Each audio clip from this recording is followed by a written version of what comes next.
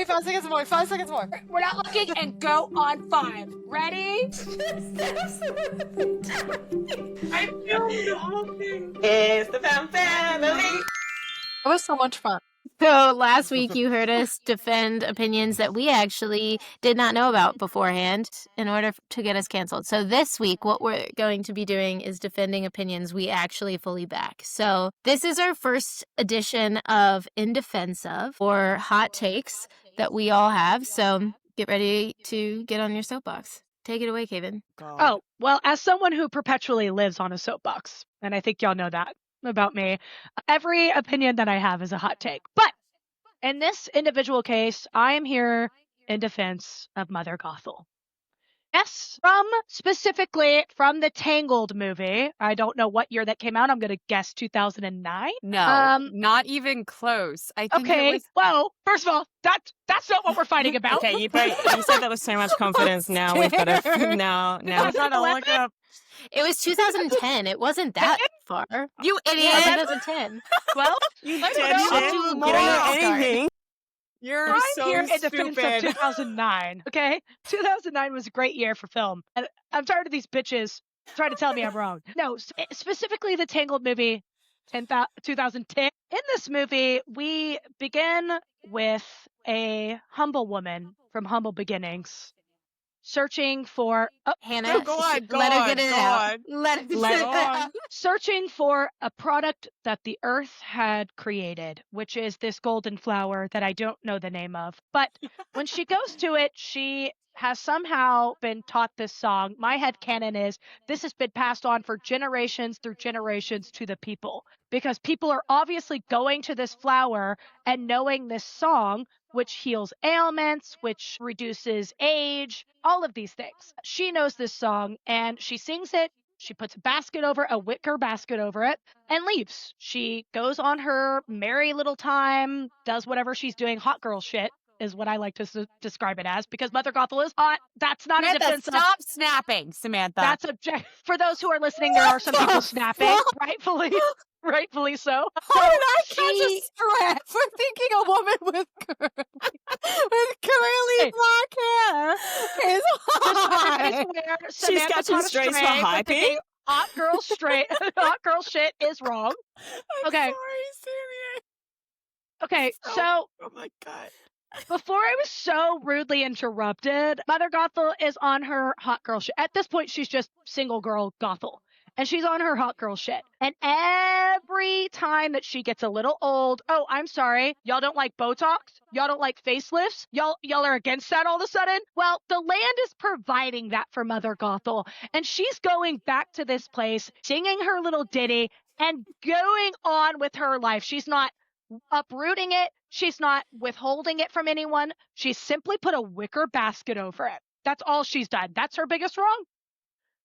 Now, all of a sudden, in the castle, sleeping on their plush pillows, woven by peasants, okay, is the 1%. Sleeping humbly. Sleeping not humbly at all, actually. They're sleeping on the backs of the workers that they're exploiting in their big castle. And the wife gets sick, and that's very sad. You know, rich people get sick too. And what does the king do? He dispatches his guards to go and find this flower, not to bring his wife to the flower, which they have the resources to do. They could bring her from point A to point B and sing this flower to her, but they're not indigenous. They're the 1%. They don't know the fucking song. They uproot this plant and they become the pharmacy immediately. They uproot this plant, they pester and mortar it, and they put it into a soup, and they have the wife drink it. Now, all of a sudden, this plant that was for the people, by the land, for the land, is consumed by one person. And who's that one person? The queen. Of course, it's the queen. And she's healed. Yay, she's healed. But then when Mother Gothel, a woman of the land, comes to see this plant uprooted, she is pissed. And that's where I'm going to stop. I need you to know that Hannah, if you're not watching this on YouTube, I think Hannah is about to have a full-on aneurysm. But She's about to combust. Whoa! There it goes. There she goes. It's all right. Have a deep breath. Michael, get her the fourth drink. So, Now. yeah, Michael, we're going to do that fourth drink now. We're going to need that fourth drink. Bring it up. And all I'm saying, in defense of Mother Gothel, she had every right to be pissed. And I think that the king and queen should be held liable for uprooting such a sacred plant and using it for one person. It's no longer viable to anyone else. So I think it's so interesting that you think that this was like a plant that was shared and used amongst like native We don't know. people. That context is lost. The white woman with the blue eyes is a native woman. Okay. Well, Didn't the guards maybe in this have to fairy tale search world. for it? Didn't they have Okay, to blood search high quantum, and low? relax. Thank you, Michael. But, well, Didn't they have to search high and low for it? because they didn't know where it was. She replaced Right, it with a see-through right. wicker They basket didn't know where it was. to protect it from the elements. Did we see anyone else Thank you. using the flower in the movie? Did we? But we're Did only we following these see- people in context. It's only about Mother Gothel Right, because so she's you're tied making up a to the narrative. princess. You're making up a Well, narrative. I think we all have to make up a narrative. At Sure, this point. let's make up this narrative. Let's go with Okay. the narrative. Maggie and I are Mother dying. fucking Gothel Mhm. was using a flower in the ground. Did she not pull it out because she thought it was a native plant, or did she not pull it out because she knew if she pulled it out of the ground, she wouldn't be young forever anymore? We can't deign to know what was going on in We her mind. can't deign just to know know, that but we she- certainly can't deign to know if it was a native fucking flower to the fucking kingdom of Corona. It was native because it was growing there. So Right, it was native, it was growing there. Okay, it was native to the land. So doesn't that mean like everyone living in the kingdom has the rights to use it? But yes, why was it used on only the queen? That is Caven's whole point. that's Why my did point. the It should be. queen- It's there for whoever Okay. knows the Her, song. I'm justified. She kidnapped a baby. Okay, so you'll notice that I stopped before I got there.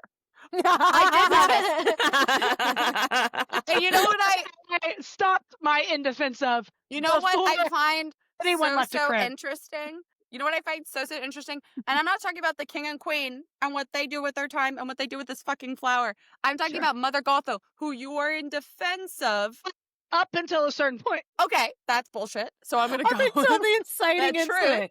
The truth is that Mother Gothel is fucking old. She's old. You know how we know?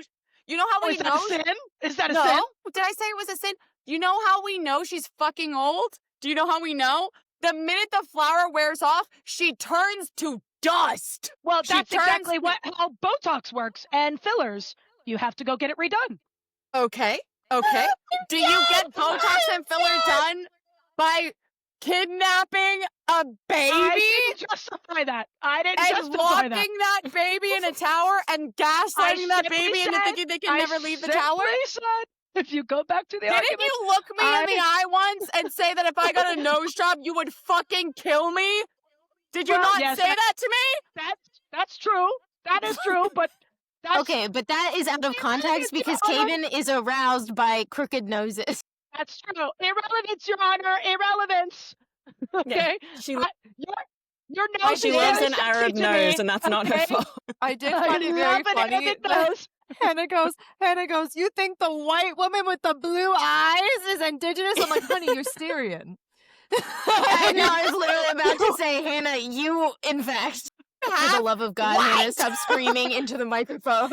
I No, will say, no. Guys, I think you it's and really Caven- guys, I think it's really important to realize that genetics are passed off from the parents to the offspring. This is a side note, but Caven and My Hannah genes are remind me a lot blue. of my parents' divorce, and I need you to know it's cozy. No, me and Hannah are so in love. That's what y'all don't I know. get. That's what my parents said. This is actually I've What- actually what's never happening been more right now- sexually attracted to another. people think that we're fighting. What's happening right now is we're flirting. This We're is gonna actually kiss. This is their our- foreplay, and this we is all know it. foreplay. Listen, fighting is my foreplay. I won't lie. And listen, We're fully listen, aware, Hannah. I agree with you. Maggie's The like, moment "I that Mother agree." Gothel steals that baby, I'm like, whoa, we've crossed She the crossed line a here. teeny tiny line. Yeah. However, you know, oppression is always going to be met with resistance. And I'm not, look, I'm not saying it's right.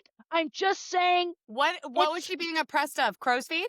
Crow's feet? What was she being oppressed? of How what was the she being land oppressed? offered her. They privatized the flower. They came in. They Who's said they? capitalism She rocks. privatized the flower. She No, privatized she didn't. the She put flower. a wicker basket over it. Guess what I could do with a And wicker they basket? found it. And they found it. So she wasn't hiding it that hard. They found it. Right. It wasn't But that they, hard to find it. Exactly. they could have taken a petal. They could have taken serum. No, they They could couldn't. have. She was dying. She was dying. But why is the queen's life more than whoever crosses Who's this saying flower? it is? Why Like, is why does Mother it work more? Gothel's lack of crow's That- feet more important than the queen the king- dying? King and queen decided that her life, the queen's life, meant more than the land having this rare special flower. They And made this the flower happens all unusable. the time. You This don't mean happens the land. all the time. You mean Mother Gothel because no one else had access to that flower no. except This is Mother Gothel. we don't know that. We are only watching Mother Gothel get it. But it's in you're the making land. assumptions, It's so there I for get to make anyone. assumptions too. If you're making No. assumptions. Sure.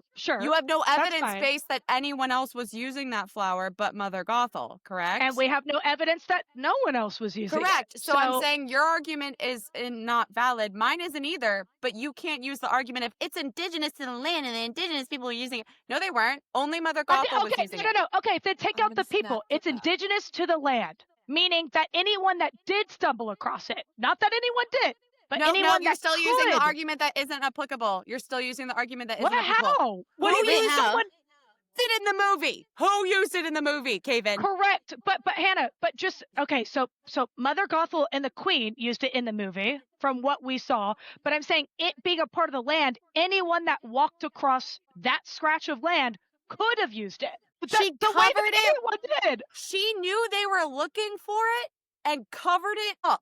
I would reject the idea that there's zero evidence.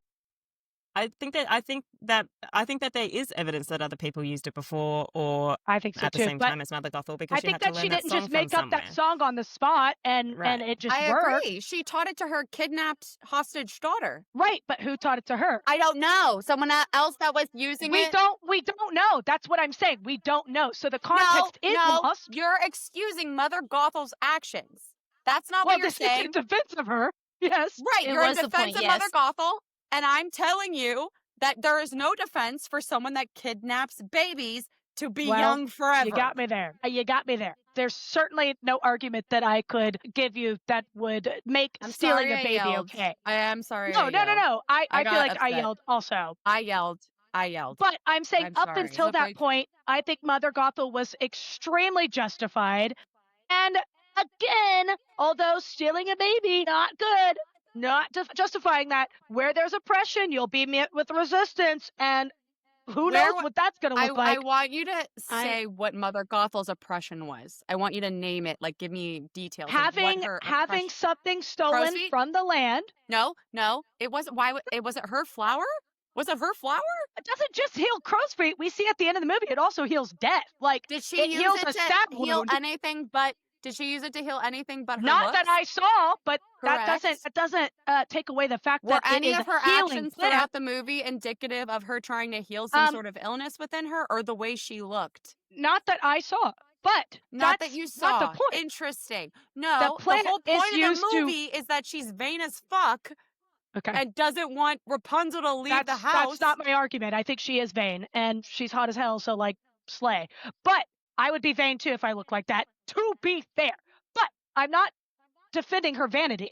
I'm defending her right to be vain. Okay, but her right to That's- be that's it. vain impedes on the right of another human being. No, but it does. No? So the queen's right to be healthy impedes on the right of the land? Mother Gothel's right for no crow's feet? So I feel like we are rotating around the same concept. We are. We are rotating around the same concept. Yeah. I think it's going to be an agree to disagree. Okay. Kaven, agree Kiss. to disagree Kiss. about Hannah, Mother kiss her. Gothel? Kiss her, Hannah. There's a lot of tongue involved, and I Oh. feel like we should give them some time. But Yeah. Stacey, I feel like you have an opinion for us. Yeah, so now let's ask the audience, which is Stacey, Maggie, and Sam, how we feel. And I think we should do this after every defense of. Like, let's get a room feel. Oh, Oh, Yeah, I was run gonna down. say what Stacey's soapbox is, but yeah, if we all want to say where we land after that argument, The only. Okay, so obviously kidnapping children, like, two thumbs down. Mhm. Like, not okay. You're going to Not excuse the cool. kidnapper. I can feel it. Yeah, of course. I'm gonna put you on mute, Hannah. No one is saying that babies should be kidnapped, obviously. But what we are saying is that if you fuck around, you may find out. And I do believe that the king and queen were fucking around. And I do believe they found out. I believe that they found out. Now, do I think that the finding out could have been done differently? Of course. But you know what? Mother Gothel turned up to that castle and the flower was nowhere to be seen. They crushed up the entire fucking flower and put it in a drink and got the queen to consume it. And I cannot possibly excuse that selfish action. Just the rich being the rich, you know? Another thing that wasn't touched on was, like, I believe that Rapunzel, whilst confined to that small tower, was raised with health. Oh my God, and Stacey. she was Hannah's given about to lose hobbies. it. She was given things to do. I believe her artistic pursuits were fostered. We're losing Hannah. She was given the resources to work on herself. I don't Hannah's think there's leaving. a bitch anywhere in the kingdom of Corona as talented as Rapunzel. Okay, And so who do we have for to the thank? listeners, Hannah is turning away from the camera. She can't even face Stacey's argument right now. She is hiding. No. Some truths are too hard to The face. chair Now, I is don't shaking. believe it was awful easy for her to escape the tower. It was awful easy for her to escape the tower. You are rage baiting. Is what I'm you saying. are rage baiting. Hannah's That's my- returning, but only with one eye. So in a jury, if we were a jury and we were arguing like the different things that are being brought up against the defense, right? And against the defense's Mother Gothel. I think she is guilty on all counts of kidnapping, right? And abuse. I'm going to say that. Now, however, when it comes to the detail, I don't know the legal term for this, but when it comes to the complaint of who has the right to the flower, that's where you won me a little bit. It's crazy. Hey! Now, it doesn't matter who they're using the flower for or why. At the end of the day, Exactly. neither party deserves that flower. No one had the right to the flower. The flower was from Not the even earth. the indigenous. Interesting. Well, no, I'm going to even argue that. No, I'm going to say the flower is a neutral party. And if that is what caused all this, no one had the right to the flower. The queen didn't have the right to the flower. Mother Gothel didn't have the right to the flower. The flower should still be with us. I see. That's Okay, what I interesting. feel. Got it. And Maggie? Kaven could convince me of a lot of things. Kaven's a very talented arguer, and I think she keeps a very level head.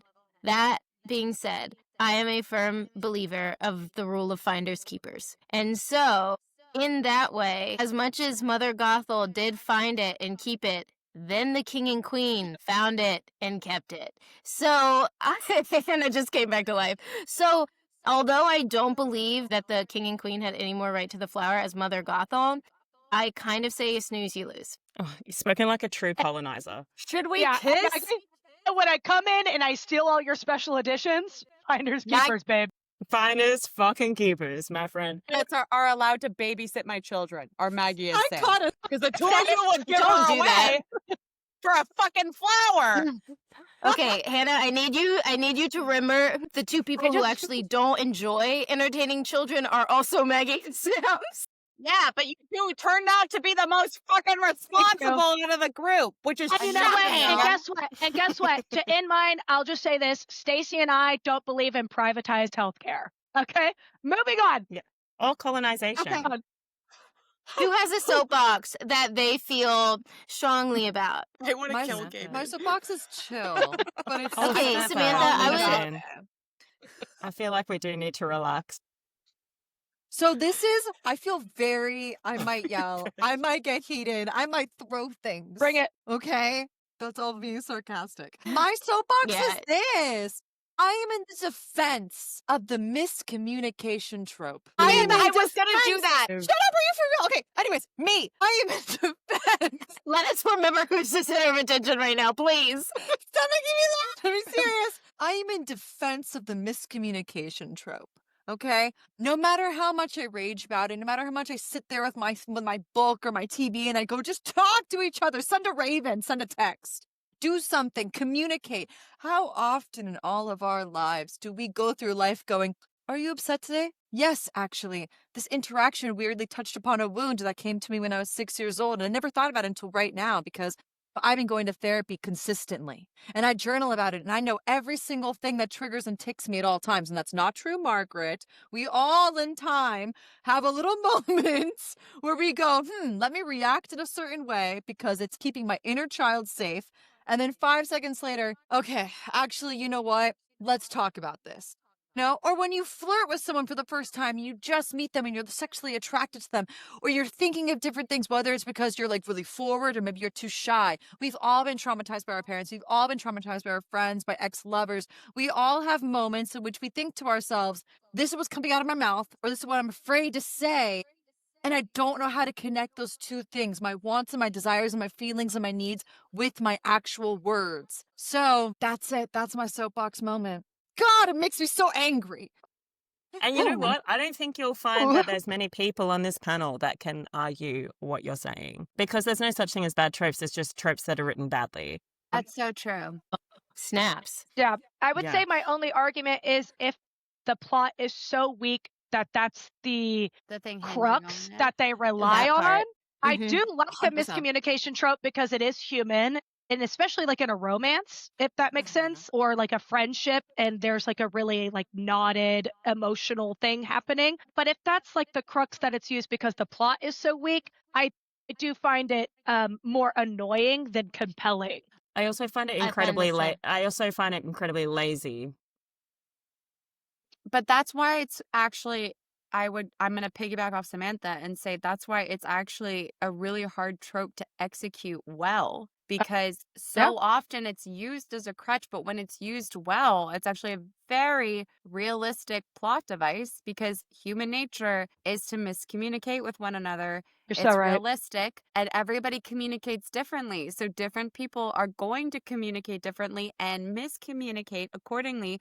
And there is nothing more satisfying, especially in a romance, when characters that have been miscommunicating, like doing the whole thing, when they finally fucking talk, tell me that's not the best high you've ever had in your life. I dare you. You won't have anything better. I am going to argue with you slightly here. Ooh, Um, we have a contender. Good. I was hoping so. miscommunication trip.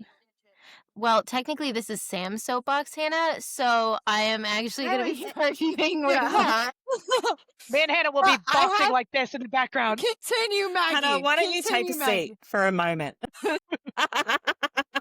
Okay, Maggie and Sam are approaching the bench right now. Maggie and Sam, Maggie, let's hear So your argument. I think I think it's a difficult thing to do well, because the majority of miscommunication tropes that I see and people complain about are the ones where they have to have one single conversation that would fix every hole. Like, all they had to do was be like semi-honest, and even when the character is like, hey, do you want to talk about something, or should we talk? And they outright will be like, no, I am fine. And I will resist it, and like, just like, I don't know. I find it incredibly frustrating. It is the reason why I won't finish books sometimes, because I'm like, I need you to have a conflict that if it's miscommunication, I want it to be sophisticated miscommunication in the way that the main character actually might not know they're miscommunicating. Not that they're intentionally hiding the truth, because that becomes something more of like lazy, in my opinion. I'll even piggyback off Okay, of you as and someone say who yes, recently and. just wrote an entire book about someone keeping a secret from someone else, first of all, fuck me, I But guess.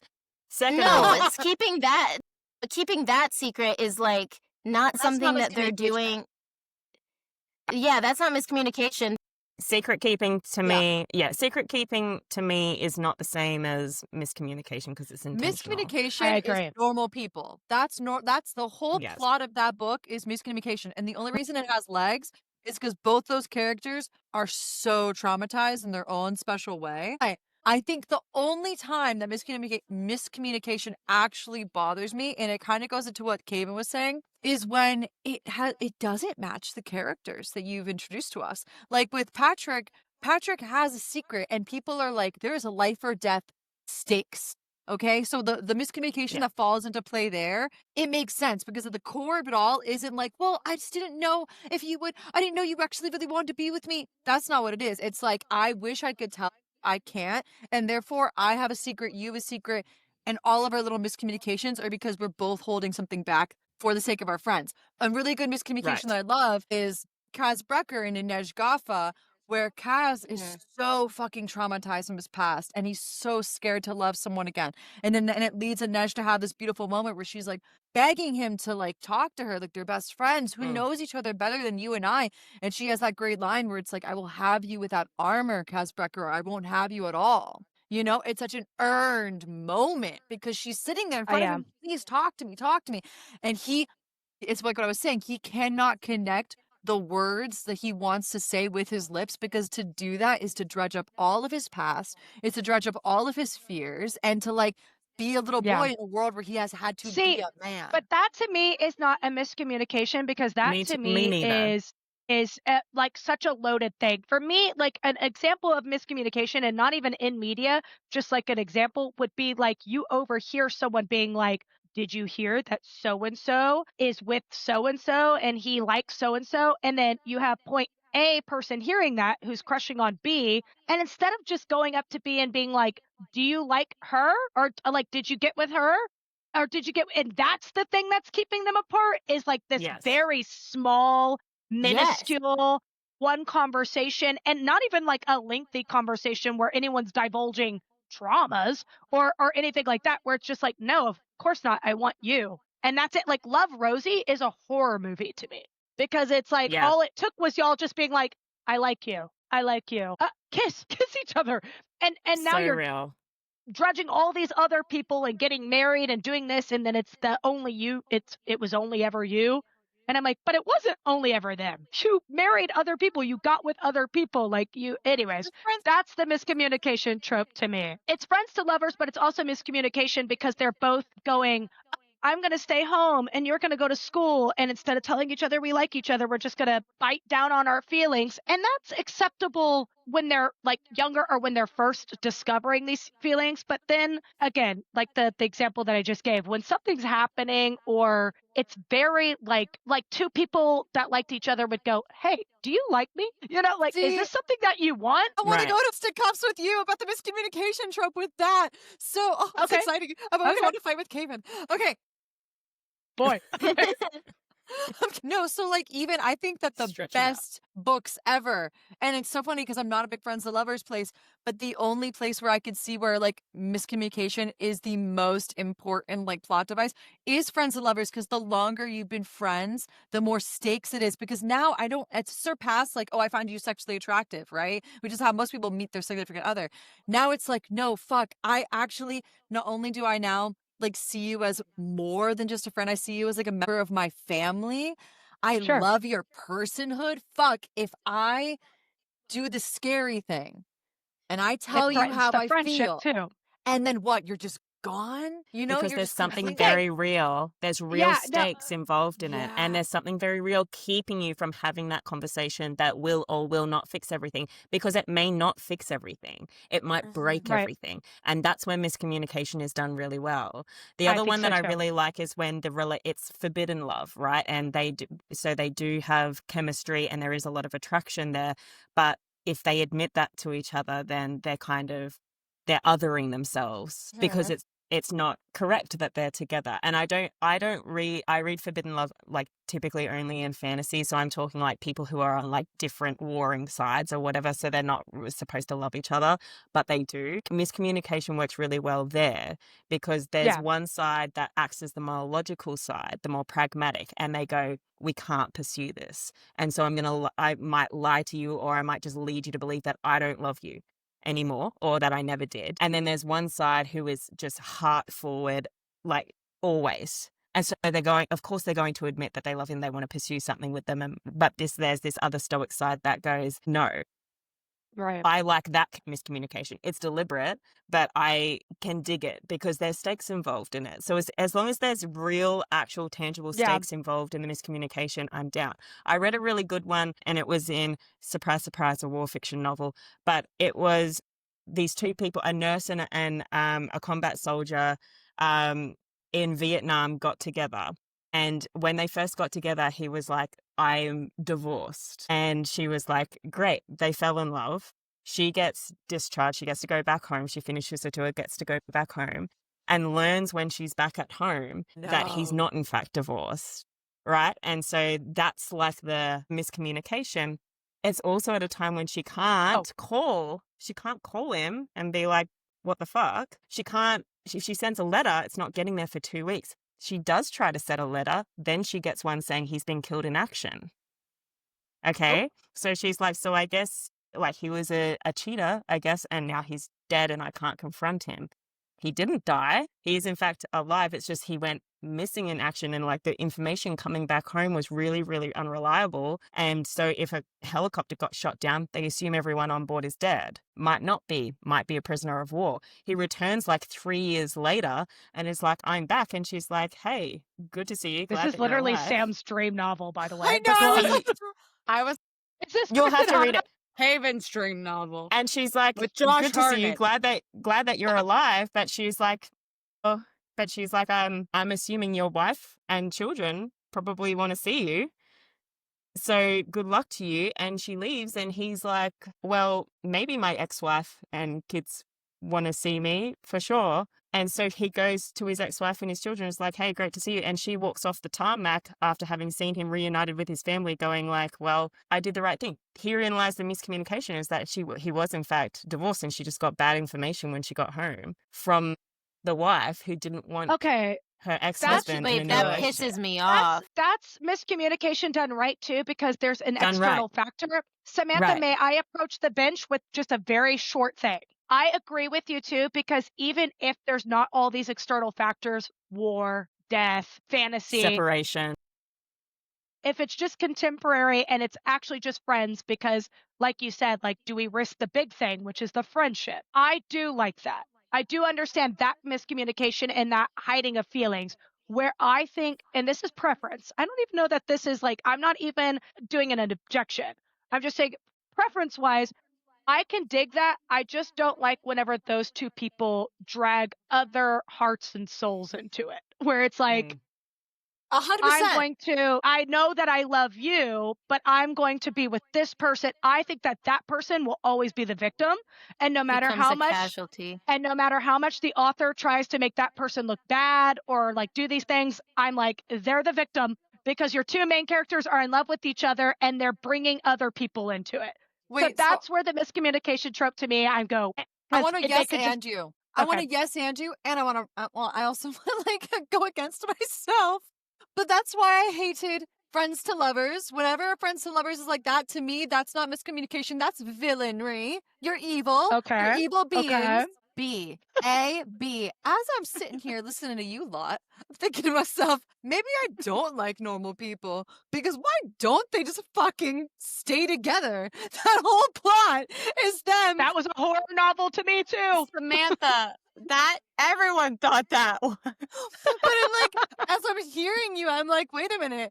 Well, there was a miscommunication. They both knew that they were in love with each other. They actively like knew. Like there was no secret. What? And the biggest miscommunication was that someone told that boy he was going to move to New York and become a writer. Anyways, okay, who else's soapbox?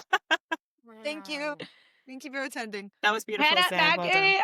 Maggie, Stacey, Stacey? soapbox? Me? If Okay. you want. Me?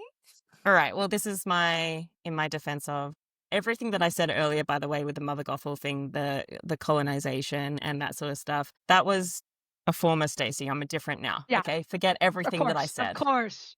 In Right. defense of Madame Morrible. Okay. Oh, Just I'm out. just give me a minute. we have to go. Whoa! Stacey has officially broken Hannah, Yes. by the way, listeners. Stacey has broken Hannah. Well, Hannah, Am I a joke to you? I've never been more sad. are women in STEM a joke to you? That's what I'd like to know.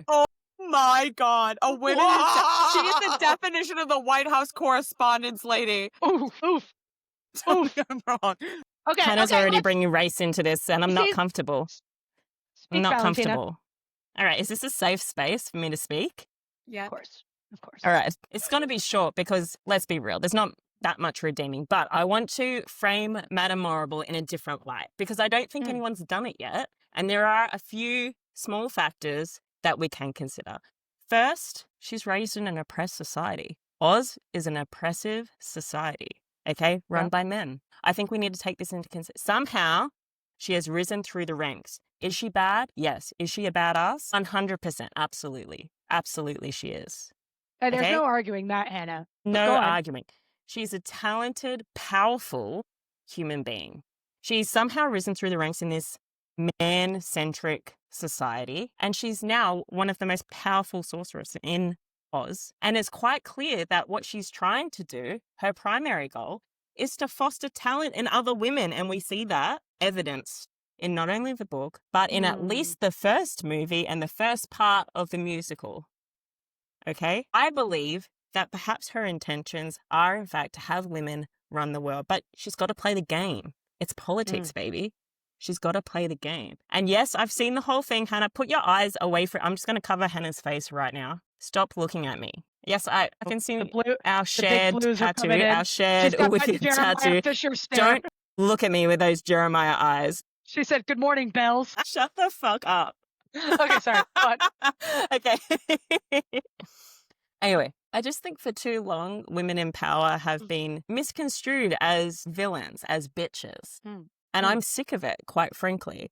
How do we know? How do we know for sure that Madame Morrible didn't have her own ulterior motive? My argument is Madame Morrible for president, maybe in the future. Strong statement. And also women in STEM. Please argue. I feel like maybe we should let Hannah go first because she looks like she's bursting at the seams over there. Come on, Hannah. Hannah, approach the bench. I don't know that I should. Hannah. I really value my relationship with Stacy. She said, I actually didn't mind burying Kaven, but I'm a little worried about arguing with Stacy. Well, that's because that's how Kevin and I love each other. She's ready to bury the hatchet. And you know, Stacy, think whatever you want. Love you, queen. Well, no, Kevin and I are sister signs. We're supposed to argue. We are sister signs. We're supposed to be at the opposite end of the spectrum. I don't think that Hannah expected this from Stacy is the issue. And you know what? To be honest, I thought to myself, which one is going to rage bait Hannah the most? And I thought this would be... You fucking cunt. You did this to me in the last one, too. I love you. I know, but it's so I know you love me, and I love you so much. I would die for you. Why do you know what? Because I love to see you angry. It's so hot. Or I would lay in the road and let the car run me over, and this is the shit you do to me. I would never run. In your honor, Hannah, Stacy, I implore you to stay to the argument. This is not about friendship. This is not about relationship. This is an attack against Madame Morrible, not... Okay, Madame Morrible. Let's talk about Madame fucking Morrible. There you go. All right. Her whole are you telling me that the sorceress of the weather? Are you trying to suggest that she's not a sorceress scientific of the weather woman? Who uses her power to support a man with no magic knowingly? That's interesting. Supporting or actively toppling? Is she actively toppling him? When? Where? In what part of the story does she do that? You have to be patient. Wait, no, go ahead. Go ahead. Sorry, I was just going to say if we could actively keep it to Wicked Part 1, as this podcast will probably be released before then. Sure. That actually helps my argument a lot. So yeah. Oh, no, it doesn't. Okay. So I'm just trying to say, like, and if you are going to say something that pertains to what would be in Wicked Part 2, possibly say that beforehand. I would actually, if we're keeping it to part 1, I would actually love to see Stacy look me in the eye and argue with the one person that made Elphaba feel worthwhile about her power and then viciously turned on her and declared her the wicked witch to the entirety of the land, including She did offer her a part of the pie. She also... Yeah, if Hitler offered me a part of the pot, I'd also say fucking no. Let's talk about betrayal for a moment, because after bringing her up from the ground where she had no one, not a single friend amongst her, she brought her into her office. She offered her mentorship and said, here, have everything. And Elphaba, the selfish bitch, Elphaba rode off on her broomstick. Okay, wait a second. Because we got a new fight in. I knew I'd get a new challenger enters the ring. Audience. You're right, Sam. Thank you. I'm sensing that I'm going to win. That's the vibe that I'm picking up. You're being very bold and you're being very brave right now, Stace. You are being very bold. I was under the impression that this was a safe space. I've got Elphaba's broom fucking tattooed to my wrist right now. I am the fucking Glinda one. Bring it back. Your argument was in defense of Madame Morrible Madame Morrible. actually not being a villain or not being so bad, or Not that she's not a villain. I would like to recast her as simply morally grey. Okay? okay, Okay, Okay. where is her moral goodness? Tell Okay. me where. that helps me. I've Tell me where her explained it to you. moral- I've explained it to you. No, She took I someone. only heard she- what she was doing for her own gain. So where was her she's moral cultivating goodness? talent amongst women in this institution, and she's giving them a chance at power on the political stage. And we have no clue what her. I don't believe that a woman as smart as this doesn't have a strategic plan that we don't know about. But you know the story, so you know she doesn't.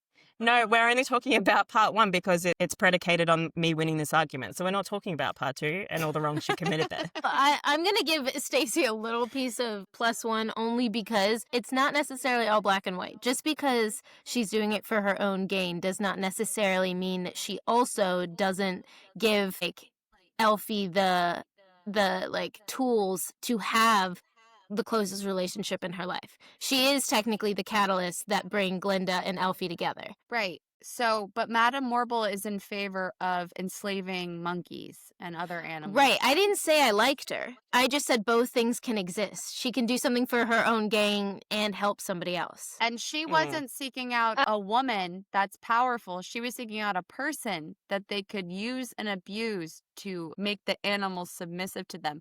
That's very clear. Do in the you first part of the disagree movie. that she is the reason Glinda and Elfie came together? Yeah, I I do disagree with that. I disagree with that. Okay. I disagree with that, but I do. David and Hannah get together. I know. I feel like this is where Hannah and I are finally going to Kiss unite. again. Yes. Mommy, Daddy, come home. Come home.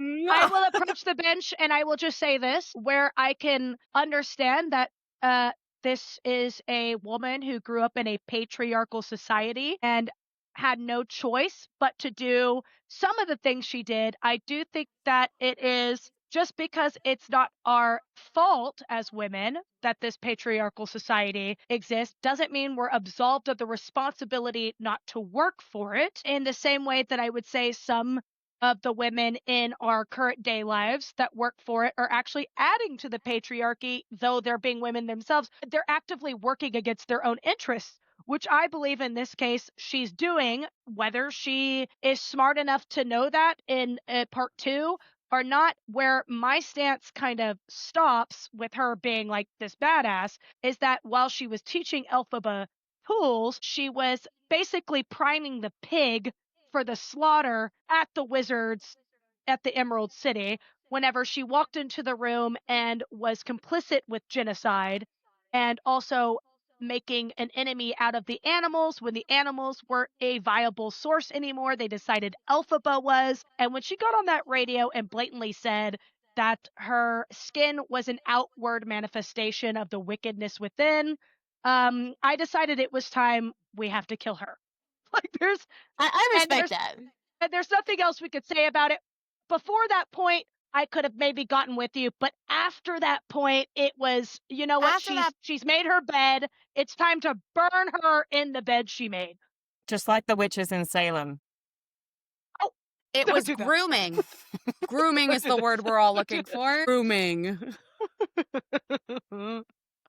That was really fun. Thanks, guys. Thanks. Listening to this That was really episode fun. after listening to us talk about like Renesmee Jacob and Renesmee is hilarious.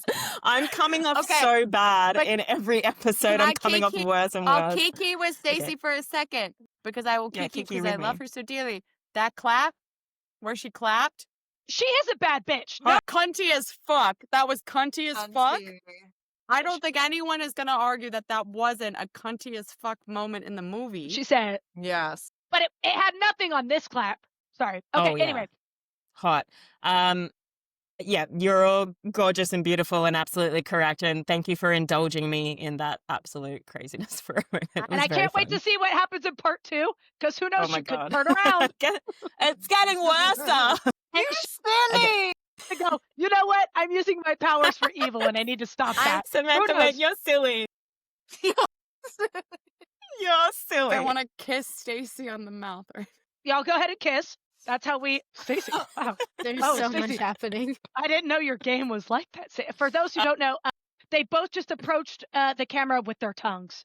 So now we have Hannah and Maggie with their in defense of soapboxes left. Who would like to go first? Okay, the thing that I had in defense of, I actually did it knowing that Hannah and I would own the argument. So I was gonna say everyone's rage baiting. we would be on the same team. You're I don't know if you can be against because I don't even know if you've watched this or not. But my in defense of was Zuko and Katara as endgame. And so I feel like No one is against you. The world is healing, Maggie. Well, it's you just for the game of it, but I agree. But continue. so they Avatar The Last Airbender wrote one of the most perfect enemies to lovers, one of the most perfect romances of all time, and for them not to end up together was the biggest disappointment of that series. If you think about it, they are such growth catalysts for one another. They are essentially yin and yang with Katara as the moon and Zuko as the sun. And there are so many plot points throughout the entire series that supports them ending up together and also making each other the best versions of themselves. Not to mention that both of the final bending that they do in that show is to save one another. Yeah. And also Speak on it. in the the movements are the reverse. So essentially Katara does a fire bending movement and Zuko does a water bending movement. Anyway, also Katara is passionate and fiery, where Zuko is very emotional and sensitive, hence the fact that she is very fire driven and he's very water driven. There's so much I could go down this, but I just think that it's one of the biggest fumbles in television history because Aang is a child, and as much as he does a great job in that show, Katara was his babysitter for the majority of that show, and it made me Older sister. very uncomfortable when they got together. Yep. No argument here, Your Honor. Just for the bit, because I'm with Okay. you 1000%. So I'm not gonna go literally what you just said times 50. But I am gonna be in defense of the writers' room. I'm gonna be in defense of the writers' room and why they went that way. Because I'm with you as a watcher, as a viewer. Everything you just said, yum yum yum, delicioso. That is, but here's the thing: they are mirrors. They are not enemies to lovers. They are not star-crossed lovers. They are mirrors of each other. They are both learning the same theme in reverse. And at the end of the day, we're talking about, you're in that writer's room and you're making the finale. Well, freak. Okay, well, Zuko is gonna go be the Fire Lord. And Katara is not gonna go live in the Fire Nation. She is gonna go live in the Water Tribe. Not only is she gonna go live in the Water Tribe, but she's gonna become one of the biggest, pillars of the Water Tribe. So realistically speaking, in order for their future to continue, they're not gonna do long distance. You know what I mean? That doesn't make any sense. Second, there are no airbenders. And I hate to say it, but we gotta repopulate the earth. And so he's gotta end up with someone. It's gonna be Katara. They built it up He's enough. got so many other prospects though. Who? Age appropriate too. Tom? No, I just mean that it's not like he's gonna be struggling to find a suitor. 100%. But he's our main character. He's our main character though. Are we just gonna pair him up with and then this bitch from season 3? You know? Kiki with Sam for a second. I don't disagree, Whoa. but I do think that Aang's I think from Katara's end, I do think it makes more sense for her to end up with Zuko. However, if we're going from Aang's perspective, I think that Aang always loved Katara, always wanted to end up with Katara. I think that Katara, this is why it's weird. I do think Katara had many points in the show where she thought of Aang as a younger brother, but I think for most of the show, Katara was kind of for Aang like an awakening of sorts. And I think that and let me be so for real. Adult Aang? Have you seen adult Aang? He can get it. He can get it. I get it. Who hasn't seen him? I'll send after this is over. I've seen him. No, I've seen him. Okay. I've seen him. So vibe with me for a second. Listen, that I'm like, I'm Girl, listening. I'm You're not just gonna saying words. argue with Put it in you. a sentence. Right. I'm saying this is my whole fucking existence is saying words. Barely in a sentence. So you're used to it. Same, Calm babe. down. Same. If anything, you're the most used to it. Out of everyone, AT&T, David at AT&T knows this to be true. I argued with him about my phone bill when we were on the phone. Is this still about adult Yeah. Yang? When Okay. Baby Yang, I'm talking about Baby Yang. I'm talking about 12-year-old Yang when they ended up together. I think from Katara's end, weird. From Aang's end, made perfect sense to me. I thought the writers were funny for doing that whole little episode. Does anyone remember the episode where they like watched the play and like Katara Is this show about and us? Zuko? Yeah, it was literally a Yes. moment where they were Yeah. like, "Is this fucking play about us?" I thought it was a funny move from the writers to like kind of salute the fact that everyone was shipping Katara and Zuko, which I respected the writers for sticking to their guns. I won't lie. I respect them for not deviating from the original course just because the audience was like, hello. I respect it. I do. It was risky. However, I do think that their chemistry was better, which says a lot because it was a cartoon. So It was a good. cartoon. It wasn't physical people, but the chemistry was better. Zuko was clearly not going to end up with May. There was talks he was going to end up with Toph, which I think is fucking insane. That's wild, Pants. Yeah, That's just crazy. nuts. So That's crazy. That is just like absolutely fucking nuts. Then there was talks that he was going to end up with Suki, which I was low-key down for. I digress. I was down for that. I won't lie. I was like, all right, I'm in. If we can get an actual plotline. I will argue with the fact I think a lot of people ship Zuko and May or Mai. I think that they were completely incompatible because I do think Zuko is very baby girl and he needs someone that's very baby girl. And Mai, is her name Mai or May? I don't want to pronounce her name wrong. The black-haired, it's late, May, lovely and I lady. feel like May. they made sense because May. I kind of wanted him to be with someone like May or Katara who's gonna walk him like a dog. Like he kind of needs someone who's gonna like. Exactly. I liked May, but I felt like there was a disconnect there because they already had a thing and he left her so easy, like without question. I felt like he needed a new He settled moment for in May. time. He settled He's- for her. But did he actually end up with her? Do we know that we Uh, Yeah, yeah. They have Really? kids together. Yeah. They have kids together. They have a grandchild What? I thought together. that yeah. we didn't know actually who You he need to ended watch up with. Korra because I you have see... watched Korra. I didn't think he ended I up. tried to watch Korra. I couldn't get all the way through it. But if I'll approach the bench with just a very short thing, I agree with everything that Maggie is saying. I'm going to validate everything that Maggie is saying from a storytelling perspective. Sam, you did give a very interesting writer's room perspective, which I can understand at least. So thank you for that, because for me, storytelling wise, it was always going to be Zuko and Katara, and the fact that it wasn't always kind of rubbed me the wrong way. The fact is, and I feel this way about a lot of shows and present shows and old shows, that whenever we center ourselves around one singular male, Aang being in this particular case, it's like, yeah, of course that makes sense for Aang, and it's like, but that doesn't make sense outside of Aang. Like, it doesn't make sense outside of Aang. Yeah.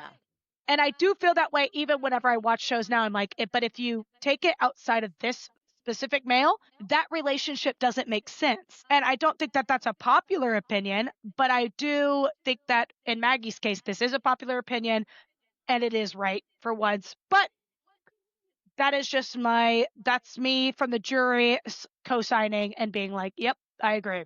Nothing to argue Appreciate it. here. My one question for Samantha, when you're talking about the writer's room of like their mirrors, do you think that mirrors can't be together? No, I think Or do you they think it's too should much have of a been device? together. I think that they should have been together. I think that when I'm genuinely being so serious, and I hate to say it because I know that people are going to be like, "That's terrible. She's a woman."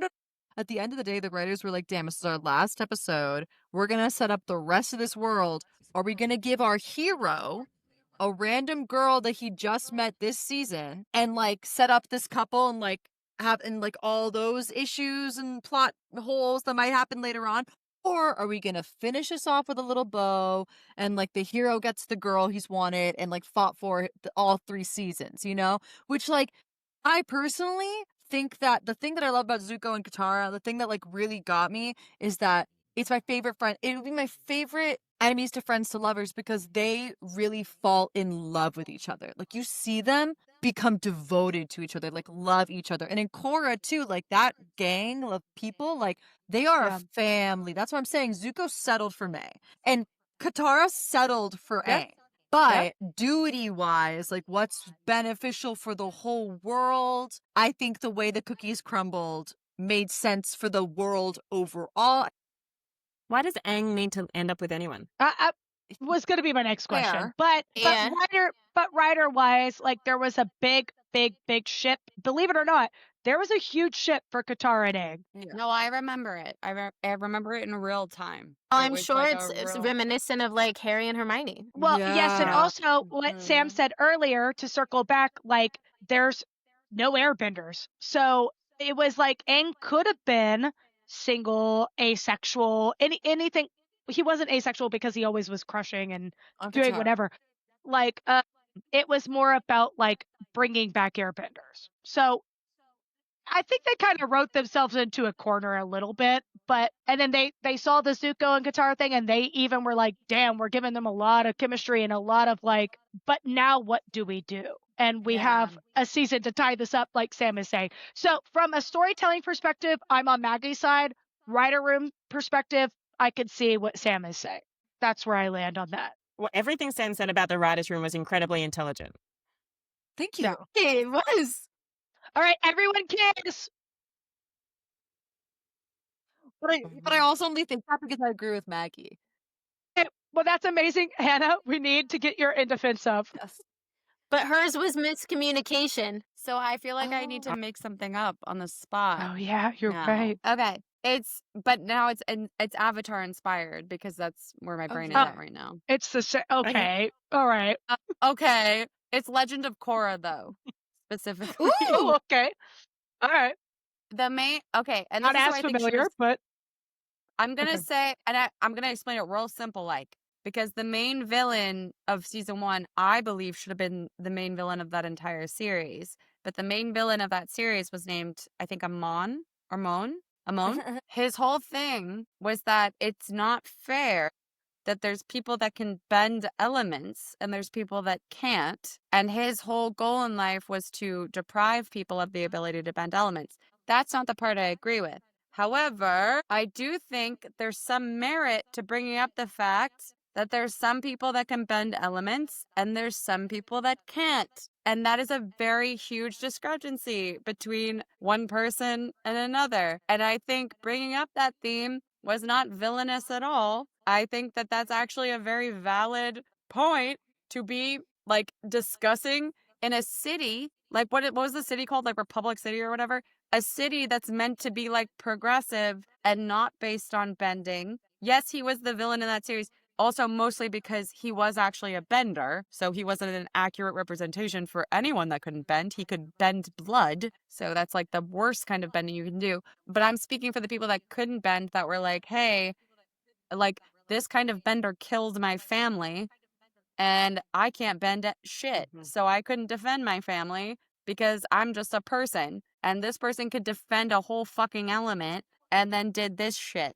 I think that there should be laws in place progressively to keep that from happening. And I don't think that that was a bad theme to be bringing up. I think that's actually a very valid theme to be bringing up because I do think it's crazy to just let the benders run wild and be like, they'll probably all do good things and it will be fine. That's insane. That's crazy. I think that This is that's a crazy. this is a very important element that comes up in most fantasy stories is Yeah. Yeah. how many people have magical abilities or powers? What are they? And does that automatically give them elite status, or does it do the opposite? And does the kingdom now actively oppress them because they might be dangerous? They might overstep. They might abuse their power. And fantasy stories usually lean one way or the other, where the elite class are the magical or the oppressed class of the magical and the magic's outlawed. So it's always like a really interesting political point in every fantasy story. If this is the vibe. It's so all or nothing, though, at all times. And I understand it from the perspective of like, okay, well, this is something I was inherently born with. So you can't police what I was inherently born with. Correct. However, the same way that you can't go on the street and just stab someone with a knife, I think that you can't go on the street and just flame someone. I think that that's fair. And Well, I think that they, Is that what they're allowed to do in this world? Coming from I someone who mean, hasn't seen yeah, I it? mean, I there's think we're yeah, actually no one stops. I think we're actually broadening the conversation to almost any fantasy world, because this is Yeah. sounding a lot like Captain America versus Team Iron Man to or me, X-Men. where it's like, what's the oversight? And not to bring it Yeah. there, because don't get me on that soapbox, but like where it goes to it's what Stacey was saying, where there is like these very black and white sides, but then it's like, what is the oversight versus what are the means when you're born with this? Because but also it's not contained into a vacuum. These are very thematic things where it's Right. like we're born with this and we cannot Right. help it. But if we're just speaking in layman terms of, we have this magic ability, is it wrong for someone to come in and be like, hey, some people have this like huge magic ability, whether in factions, if you will, and other people don't?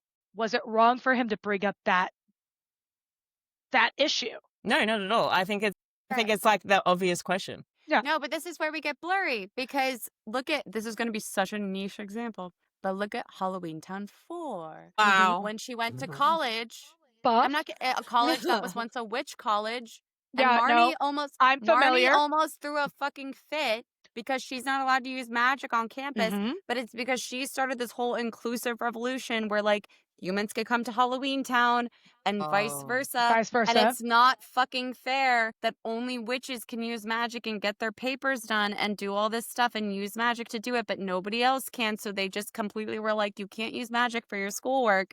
And Marnie was like, what the fuck? But I'm like, what do you mean, what the fuck? Your whole thing, the last 3 movies was like, first of all, it wasn't the same Marnie. So I was like, fully like, you're Sarah, what's her face, and you're not supposed to be in this movie. But I digress. She wasn't meant to be writing papers with magic. And that was not like supposed to be the thing. But she threw a bitch fit a little bit for a second about it, because she was like, well, the whole reason I wanted to come to college in this realm was so that I could use magic. But they were like, your whole thing was making sure magic was not the equalizer between people, because that's not fair. Like some students having calculators versus some students not having calculators. Correct. And then it's like, but actually I was creates born such with a discrepancy. calculator. And Right. and it's like you get into this mode. Now I will say Right. this. You were also If born I with a had brain. magical abilities, and I'm just gonna That be part. I'm just gonna be completely honest with y'all, and y'all can disagree with this. If I had magical abilities, there is not one singular person that's going to tell me what to do with them. Well, no. If I had Like, magical abilities, guess Not one. what the Not chances are that I'm one going to person. fucking college if I have magical abilities? Right. So, like, yeah, I'm not going to college either. Like, Zero. I'm the not same going thing. to I say this too. college. If I had superpowers, I'm going to fight for what I believe is right, and not one No. singular person is going to tell me, don't go fight for that cause. Lies the danger of people who are radicalized. Yeah. And they're usually the catalyst of conflict in fantasy stories. But then I'm also like, but then having all these things in place isn't going to stop the Samantha, wrong I person. need you. That's called a supervillain. Like they're Well, going right. to do what they're So going to do anyway. I would say my true and tried in defense of always, and this is completely off topic, and I'm just going to go for a second so that we can close out. But my always tried and true, and I actually feel so strongly about this, I will argue about it till I'm in the ground, is that mermaids are real. And they're 100% real, and that the lore is all based in reality. We've explored 5% of the ocean. Are you telling me that in the rest there's no mermaids? Shut the fuck Speak, up. Valentina. Are you telling me that if you found a mermaid, you would tell us? What? Are you telling me that if the government found a mermaid, they would tell us? No. If the No, government of course found they one, of wouldn't. course not. No, I Of was course like, not. don't insult me. You would be the first. I'm gonna be so real. I think most things are rooted in reality. Mermaids are one of the more easy ones to believe for me. Same with sirens. too. Like, I think it's silly not to. Yeah, They I don't think mermaids look the way you legitimately- think they're going to look. Wait, Yeah. go ahead, Sam. Right. I don't think that either. I think it's the same as aliens. Like, I don't think aliens are gonna look the way everyone thinks aliens are gonna look, but I do think they exist. No. Yeah. Wait, Sam, what were you gonna For say? me, it's always, and I mentioned this is actually like a funny thing. I mentioned this a lot on like first dates because I want to see what someone's gonna like respond with. Is I just blanket say like, oh yeah, dragons and dinosaurs, they're the same thing. Dragons are real. Dragons are Hot. real. They're in every single culture, every single like this is my defense of dragons are real. I will mention this on like when I'm first meeting someone I'm attracted to because how are you gonna respond? A, you're either gonna be like, you don't really think that, do you? Boring. Boo. You Tomato, cannot tomato, tomato. Tomato. B, you're like, wait, why do you think that? And then, okay, let's have a conversation. And I'll mention the fact that every single culture around the world, in some kind of way, shape, or form, has either drawings or written texts about winged creatures. And I'll also talk about the fact that pterodactyls exist. What's the difference? So you're assuming that a dragon, The fire breathing. yeah, Such a they good breathe point. fire, but also different cultures around the world describe different winged beasts, calling them like wyverns or dragons, whatever, and they have different abilities. So I agree with you and the mermaid thing. Also, like, I just believe that the government would never tell us any of this. And it's much more fun to live in a fantasy world. Yeah. They already know. But I actually got into a huge argument with my brother about this because he was arguing that Bigfoot was real. And I was like, that's fair. I think mermaids are real. And he went, that's stupid. And I went, you know what's Ridiculous. stupid? Well, You know what's so stupid? We've explored pretty much the whole earth. How much of the ocean have we explored? Less than 6%. So are you looking me in the fucking eye and telling me that Bigfoot is real, but not mermaids? Get the fuck out of here. Get out. Leave. Get out. I don't want to look at you. I always think about that whole thing with the ocean, and I know that Kaven and I have similar feelings on the ocean, but I would just say that, like, the 6% that we have found has taught us that we don't want to explore anymore, and I find that to be terrifying. I don't. We We're leave it good. the fuck and alone. and that's a We're wrap. good. And that's a wrap. And leave it alone. That's how I feel. Not my house. Not my house. I'm descended from mermaids because I just want to know more. I believe I'm that, ready to go. honey. I Samantha, believe that. Samantha, are you with me or are you I against believe me? you, honey. I'm a Thank woman you. of the ocean. I need Thank to be you. near. Yeah, Samantha is a woman of the water, always. Hey, I'm a woman of the ocean as well. I have deep I respect know. for it. I don't need to know what's in it. I want don't you to either. know, what's in it. I Stacey, don't that if wanna. I become a mermaid, I'm Wanna. dragging you fucking in there with me. I know, Whether you I think and that's you know a. I what? think I'm that's going. a. pretty blue Of tail course. and you're gonna be I'm happy. going. Hannah's gonna be singing. Hannah's gonna be singing Taylor Swift, and then Stacey's just gonna like be lured out, and then Hannah's gonna drag her down, and I'm gonna be like, "Babe, you're a siren. You're not a mermaid." She's going, it's a cruel summer. Summer, it's I think you, shape. I think that if H2O taught us anything, it's that Stacy will meet them first, and so I believe this could be reversed. You're gonna take me to Yes, Mango okay, thank you for Island. saying You that. promised. You promise you take me to I am. Yes, of Yeah. course. Of course. Hannah sent me, Oh, I'm in so much trouble special because Hannah sent power. me this TikTok reel of people that are like visiting the Gold Coast and only seeing the H2O film sites. And she sent it to me. She was like, oh my gosh, on the Gold Coast, can we go? And I was like, honey, I've taken you to like 3 of them already. I just neglected to mention. You bitch. We're going back and I'm filming a million TikToks. But to be honest, like there's only like 3 beaches and you've been to all of them. Like where did you think it was filmed? We had so many deep and Yeah. lovely conversations on those beaches, so it's okay. But I am bringing my $500 I will mermaid take you tail. back to them and be like, see that rock? Yeah, they were laying down on that rock. And then the background was all And just I will like bring cut my out. tail and I will be laying on that rock. Yeah. She Of does course. have a very snazzy tail. It is And very y'all, snazzy. can I just say one more thing on my soapbox? I Of wish you course. I would. wish you Does would. it have anything to do with I Mother think Gothel? Because that- I'll I leave. think no, it's not to do with Mother Gothel, although she is justified and vindicated, and the jury has deemed her innocent. But that's neither here nor there, Hannah. We deemed I a think that- mistrial. I'm Yeah, gonna kill you in your mistrial, sleep. But she is free. She is free. Hannah, she's dead. What more do you want from her? She's dead. She fell out of that window and she dissolved to ash. Wait, There's Caitlin, I nothing- swear that you were going somewhere. Yeah, go. Okay, go there Gothel. first. Go there first. My Go there first. soapbox Go there was first. this. We'll I talk think later. that our listeners and our viewers should clue in for next week when we do our next theme. And that's it. That's it. I think that that's a hill that I'm willing to die on, as far as I'm concerned. Is that people should tune in next week because Kaven That's and exactly I right. are gonna have sex live on Yep. camera. Oh my Yep. God, finally. And there's not even We've a been manual. waiting. There's not even a paywall, They couldn't- baby. This And I'm is gonna free. call her Mother Gothel while we're doing it. Yeah, that's exactly right. She's into that Yeah, shit. exactly right.